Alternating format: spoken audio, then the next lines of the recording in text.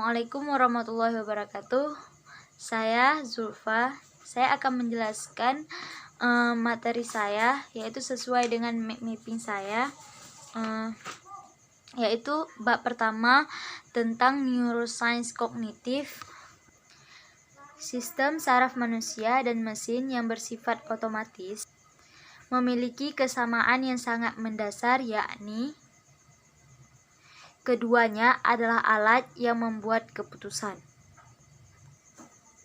Unsur dasar pembentukan sistem saraf adalah neuron yang memiliki bagian-bagian utama, yaitu dendrit, tubuh sel, akson, dan persimpangan sinaptik sebagai tempat terjadinya neurotransmisi. Anatomi otak kita terdiri dari 4 bagian, yaitu lobus frontal, parietal, temporal, dan oksipital. Fungsi otak kita adalah menghasilkan perilaku yang sesuai dengan lingkungan. Penelitian belah otak dan penelitian kognitif telah mengindikasikan bahwa pemrosesan informasi di hemisfer kanan berbeda dengan pemrosesan informasi di hemisfer kiri. Saya akan menjelaskan materi bab yang kedua, yaitu tentang sensasi, persepsi, dan atensi.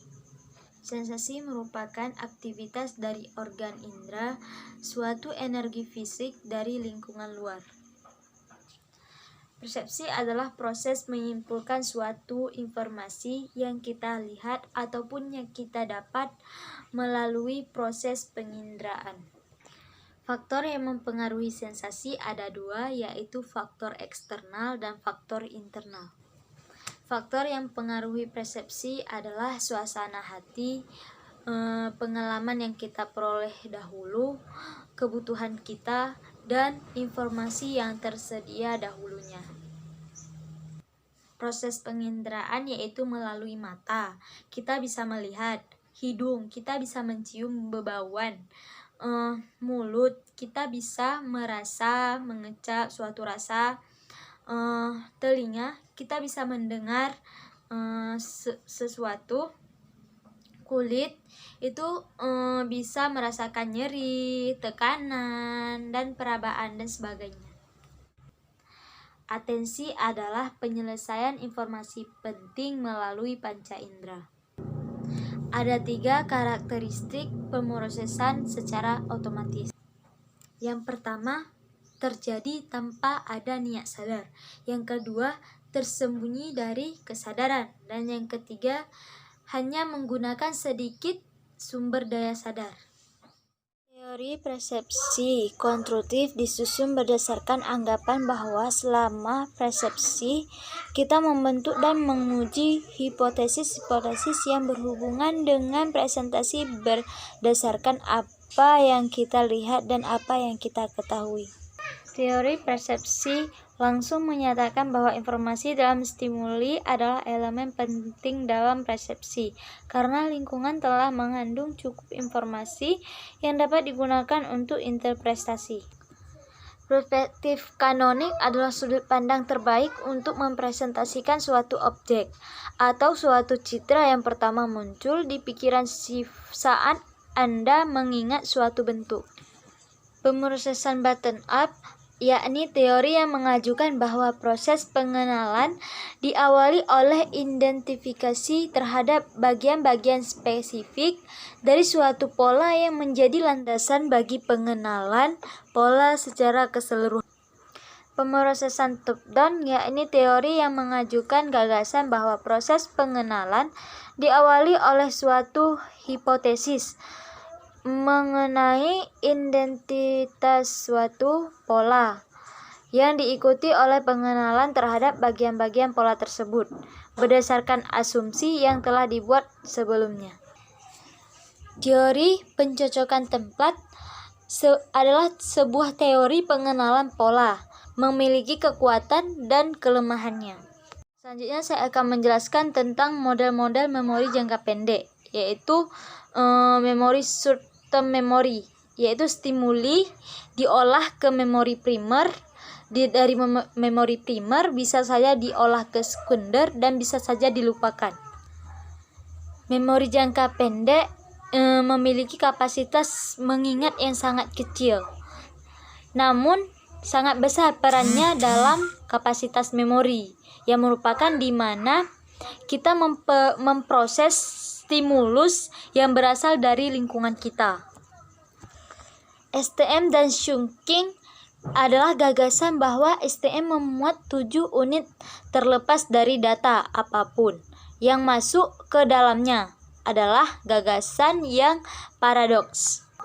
Sedangkan LTM dan chunking, kemampuan STM mengenai informasi dalam jumlah besar terpelancar oleh kemampuan kita melakukan chunking yang mengubah informasi menjadi unit-unit tersebut. Informasi yang tersimpan di STM dapat berupa informasi yaitu sandi auditorik, sandi visual, sandi sematik. Saya akan menjelaskan teori-teori mengingat jangka panjang.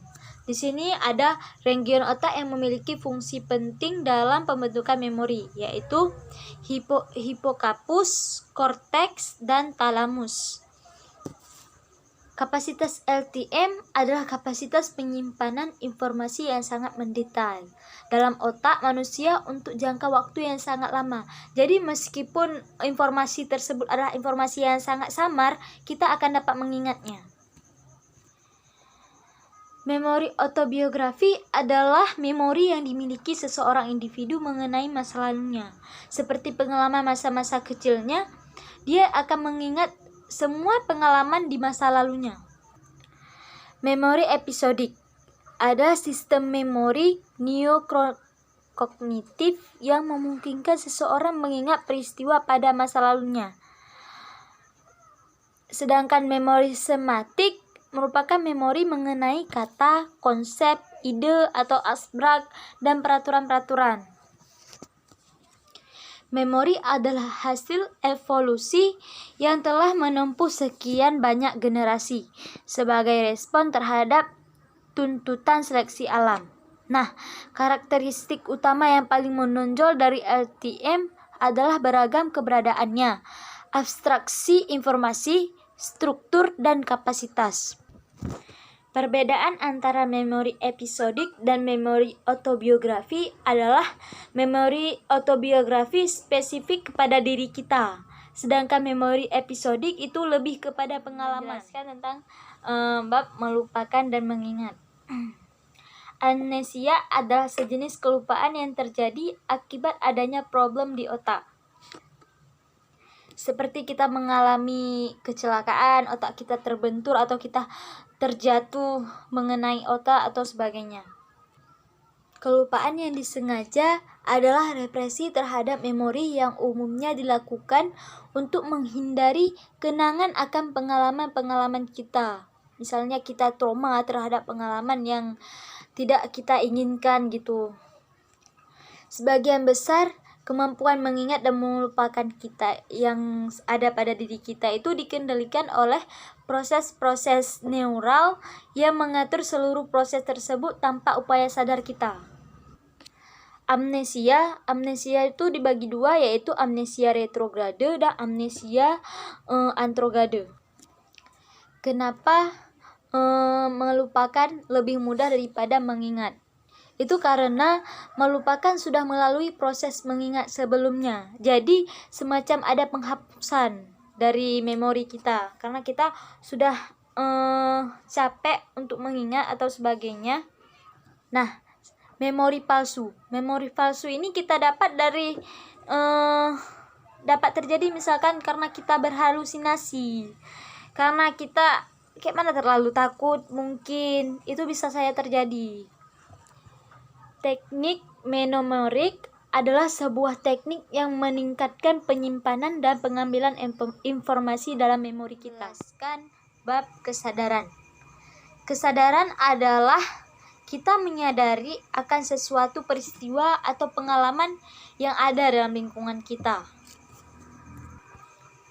Fungsi kesadaran menurut Bars dan McGovern yaitu adaptasi dan pembelajaran, menentukan prioritas dan akses, rekrutmen dan kontrol, fungsi efektif dan pengambilan keputusan.